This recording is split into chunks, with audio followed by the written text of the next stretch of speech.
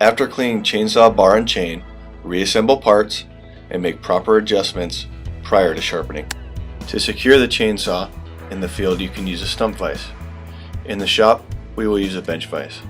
Next, we'll ensure we have the proper safety gear and tools to complete the job.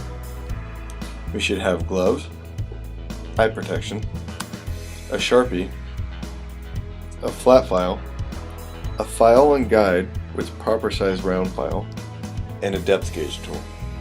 Ensuring that you're wearing your proper safety gear, begin by looking for the cutter with the most damage or wear. This will become the master cutter. Mark it with a Sharpie. Once properly sharpened, this cutter's shape and length will be what all other cutters will look like. Your filing guide has a plate positioned on both sides of the file. Placing the guide and file on the chain, the plate on one side of the file will rest on the leading edge of the cutter. The other plate will rest on the top portion of the raker. On the top of the file and guide, you will see lines scribed into the metal. These lines, kept parallel to the chainsaw bar when sharpening, will result in the proper angle required for the tooth cutting edge. As you file the first cutter, count the number of filing strokes you take. Be conscious to the amount of pressure you apply. Using the same amount of strokes and pressure on the rest of the cutters should result in a consistent length on each cutter. Always file the cutter from the inner portion of the cutter outward. Never file from the outside in. When you're filing, never allow the file to drag across the cutting edge when pulling back.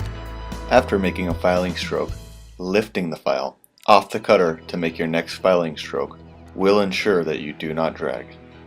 Also, while filing, ensure you maintain a 90-degree angle to the bar. File every other tooth and then change to the other side. Keep the angles and depth same on all teeth. For the chain to be sharpened properly, you must make sure that each tooth has been filed at the same specific angles with the proper file. Using the same amount of strokes and pressure on all cutters should result in a consistent length on each cutter. Once all of your cutters have been sharpened on both sides, you will need to check the raker height with the depth gauge.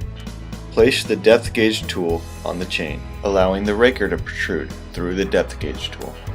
If any portion of the raker protrudes above the slot in the depth gauge tool, that portion will need to be filed down. The raker should be filed until it is level with the depth gauge tool. The file used will be the flat file. Do this for all teeth on the chain. This concludes the instructional video.